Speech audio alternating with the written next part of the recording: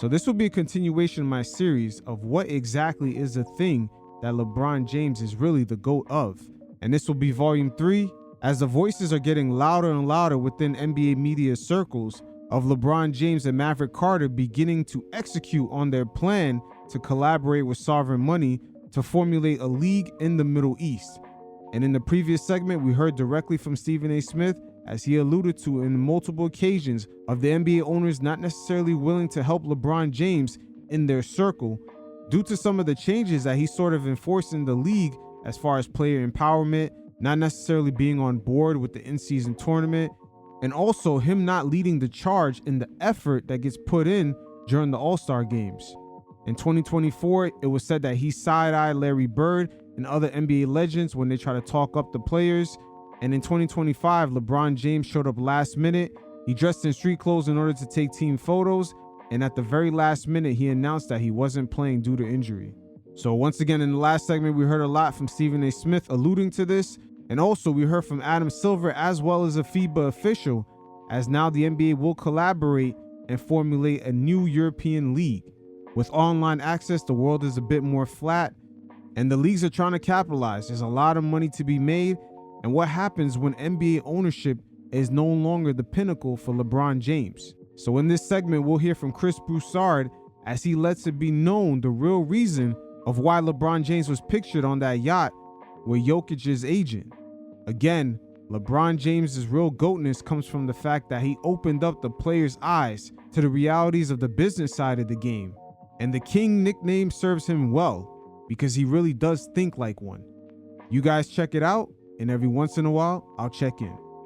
As far as the Jokic, LeBron, Maverick Carter photo, a lot of people are talking about LeBron joining forces with Jokic. I don't see that at all. Now, what is possible, he mentions, fall of 2026. That is when LeBron will be a free agent. If he wanted to go play with Jokic on the veterans minimum or maybe the mid-level exception, whatever they could offer him, then I guess that's possible. LeBron does like playing with high IQ players. He obviously has tons of respect for Jokic's game, so he could go have fun with that. I don't see that happening, but I think this was more about, remember, LeBron's best friend and business partner, Maverick Carter, is starting this international league that presumably is going to try to compete with the NBA. And Jokic's agent has a ton of European players, as you might imagine. So I think it was more so about how they can work together and join forces for that league and what players might be able to play for it and so on and so forth, than about LeBron teaming up with Jokic. As delicious as that would be, I don't see it happening. LeBron may have even given him that, so like, this is how you word it, because that's typical LeBron, putting it out there, making us wonder, and oh my gosh, could this happen? But I'd be floored if LeBron and Jokic ever played together. Now, the possibilities of LeBron joining the Nuggets as a free agent is almost virtually impossible. This team does not like to pay the luxury tax. As for those of you that are watching the visual version, you can see it right here. They're already almost at the second apron, and LeBron is definitely not taking a pay cut. But the very keen detail was Broussard speaking about how Jokic's agent has a lot of clients that are European players. And with LeBron putting Mav Carter in the proper position to work with the sovereign money in the Middle East, which compared to the NBA and a lot of industries in America overall, it's a lot more money. That region in general globally is looking to rebrand their image, and they're using sports as one of the many vehicles to do it, as we've seen from the success of the 2022 Qatar World Cup. I spoke about it in the previous segment. I'll link it in the description below. But right now, there's plenty of opportunity and plenty of money to be made. That's why I stated earlier with the Stephen A. Smith comments. What happens when LeBron James owning an NBA team is no longer the pinnacle, and now he could have the opportunity to be part owner of a league and even to a degree participate in it in order to promote it, just like how Magic Johnson did when he went to Sweden in the late 90s, which never really gets talked about. I'm pretty sure behind the scenes phone calls were made because he wasn't necessarily out there to play for the team.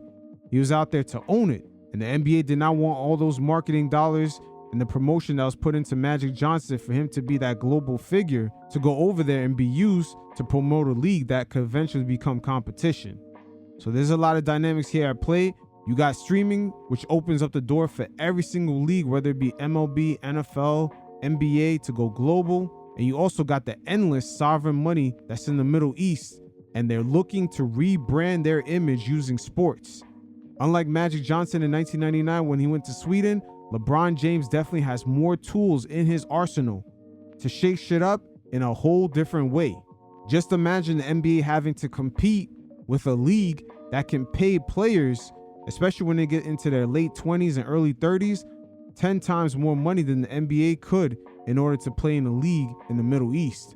And we could even sprinkle a little sauce on top of that. Just imagine if LeBron James played in that league until he was 45. The way he's maintained his body, it's almost as if it's perfect timing in order for him to at least finish things out in a whole other business venture. That's why I call this series, What is LeBron James Really the GOAT of?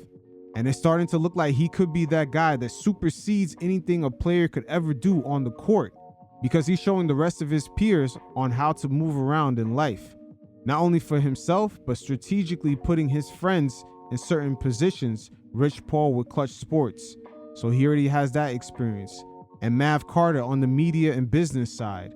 So a friend of his linking up with sovereign money doesn't sound crazy when it hits the headlines.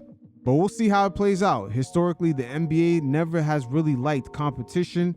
In my previous segments, we've heard Ice Cube speak on it. And also we could look at the relationship between the NBA and ABA when they were going back and forth, stealing players from one another.